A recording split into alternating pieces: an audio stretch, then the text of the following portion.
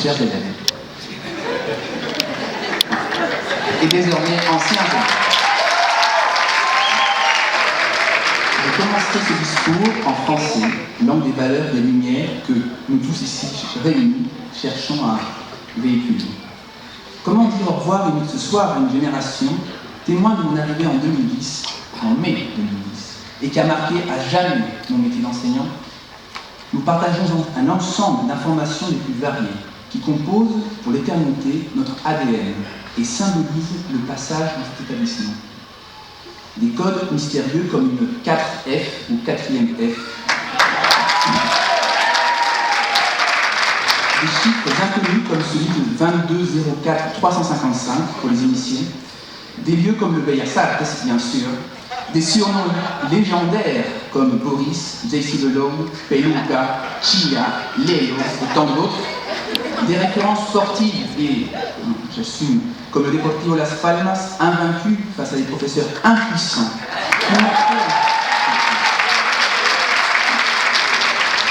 Qui n'ont fait que chercher le ballon dans les filets pendant des années, et l'humiliation bien sûr.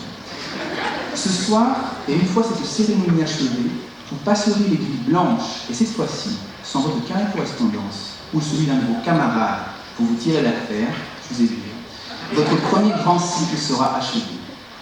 La plus grande partie de votre vie s'est concentrée entre ces murs qui vous ont vu grandir scolairement, mais aussi et surtout humainement.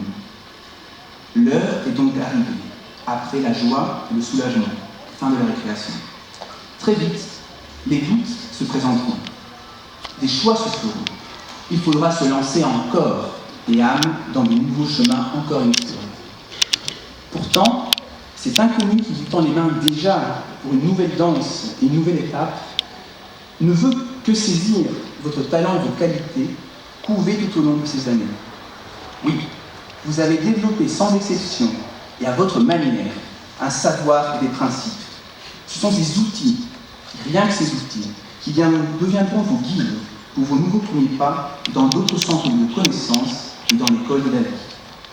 Vous portez déjà en vous ces espoirs, cet esprit de révolte impératif pour changer un monde qui a besoin de vitalité, de joie, de construction, de réforme, de nouveaux théorèmes et surtout d'amour et de générosité.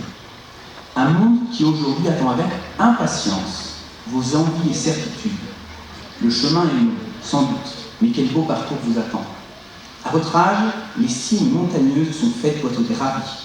Et votre tâche sera d'en chercher des nouvelles encore plus hautes. N'ayez pas peur de croquer ce monde qui vous tend les deux mains, mais qui possède aussi ses envoûtements. Pour les rebuter, pour les ça, pensez à ces vers du poète grec Constantinos Cavafis, intitulé « Je m'en suis allé ». Voilà un beau clin d'œil à cette cérémonie d'adieu. Bien évidemment, tenant compte des PCO et qui sont éloignés du français pendant déjà très longtemps, je le dirai en français et en espagnol.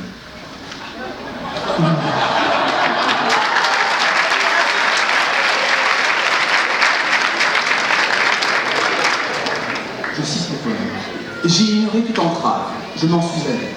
Je suis parti vers la nuit illuminée aux jouissances moitié réelles, moitié issues de mon imagination. Et j'ai bu des vins forts, tels que n'en boivent que ceux qui ne craignent pas la volupté. En espagnol. Nada me detuvo, me liberé y fui, hacia placeres que estaban tanto en la realidad como en mi ser, a través de la noche iluminada, y bebí un vino fuerte, como solo los audaces beben del placer. En guise d'adieu et d'une gratitude éternelle envers vous, je tenais à vous citer une phrase écrite sur les murs de l'université chilienne qui m'a profondément marqué et qui m'inspire encore aujourd'hui. L'auteur, Antonio Gramsci, philosophe italien mort dans une geôle romaine de guerre fasciste en 1937, avait écrit dans ses cahiers de prison la phrase suivante, je vais lire en espagnol, langue du cœur ainsi que celle de mes émotions. Todo maestro es siempre alumno y todo alumno maestro. N'oubliez jamais l'étendue de cette phrase qui résume à elle seule votre parcours dans ce lycée. Les professeurs apprennent à leurs élèves plus que vous ne croyez. Muchas gracias por todo, los quiero mucho, y saben, hasta siempre.